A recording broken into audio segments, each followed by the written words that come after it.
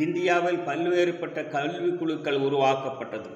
1734ஆம் ஆண்டு மெக்காலே கல்விக்குழு உருவாக்கப்பட்டது. அந்த மெக்காலே கல்விக்குழு ஆங்கிலத்தை முதன்மைப்படுத்தியது. அதற்கு அடுத்தாற் போன்று வில்லியம் கெண்டர் குழு உருவானது. அந்த வில்லியம் கெண்டர் குழு ஒருபடி மேலே போய் அந்தந்த பிராந்தியங்களில் இருக்கக்கூடிய மொழிகளையும் கற்கலாம் என்று சொன்னார்கள். அதற்கு அடுத்தாற் போன்று டாக்டர் லட்சுமி சாமி குழு உருவாகியது. அந்த குழுவில்தான் பெரியார், ஜிடி நாயுடு போன்றவர்களெல்லாம் ஒரு கருத்தினை முன்வைத்தார்கள்.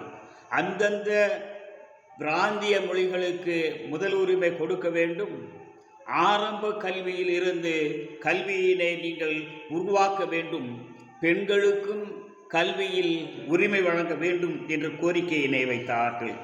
அதற்கு அடுத்தாற் போன்று கோத்தாரி கல்விக்குழு வந்தது. கோத்தாரி கல்விக்குழுவுடைய நோக்கமே நாடு முழுவதும் கல்வியை பரவலாக்க வேண்டும் என்பதாகும். அதற்கு அடுத்தாற் போன்று ராஜீவ்காந்தி குழு வந்தது. ராஜீவ்காந்தி குழுவை பொறுத்தவரையிலும் ஆங்கிலத்தை முதன்மைப்படுத்த வேண்டும் என்ற நோக்கத்தோடு நர்சரி கல்லூரிகள் பள்ளிகள் தொடங்குவதற்கு காரணமாக இருந்தது.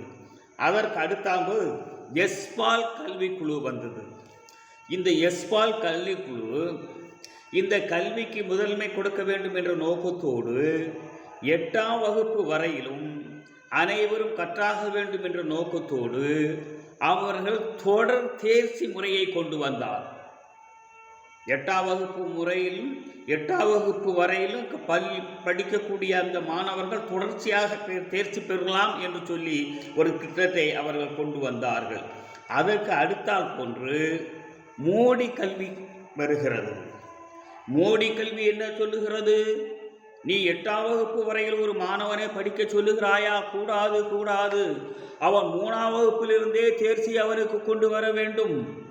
3ஆம் வகுப்பில் சேர வேண்டும், 5ஆம் வகுப்பில் சேர வேண்டும், 8ஆம் வகுப்பில் சேர வேண்டும், 10ஆம் வகுப்பில் சேர வேண்டும் என்ற ஒரு வடிகட்டு முறையை மோடி அவர்கள் திணிக்கிறார்கள். அதோடு மட்டுமல்ல, 9ஆம் வகுப்பு வரையிலும் படித்ததற்கு பின்னால் உயர்கல்வி நீ கற்க வேண்டும் என்ற நிலைப்பாடு உனக்கு கிடையாது. ஆனால் 9ஆம் வகுப்போடு நிறுத்தி கொண்டு உன்னுடைய குல தொழிலை நீ பார்த்துக்கொள் என்று சொல்லக்கூடிய வகையிலே அது அமைகிறது. அது மட்டுமல்ல, இந்தியாவில் மேலே சொன்ன எந்த குழுக்களுமே எந்த ஒரு மொழியையும் கண்டிப்பாக மாணவர்கள் கற்றாக வேண்டும் என்று வலியுறுத்தவே இல்லை.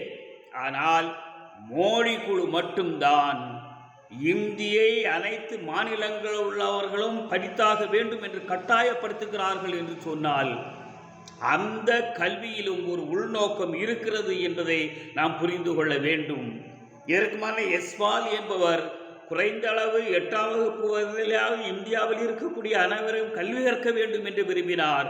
ஆனால் மோடி அவர்கள் 3ஆம் வகுப்பிலேயே வடிகட்டி அவர்களை வீட்டுக்கு அனுப்ப வேண்டும் என்று சொல்லுகிறார். இரண்டுக்கும் இருக்கக்கூடிய வேறுபாடுகளை தயவு செய்து சிந்தித்து பாருங்கள்.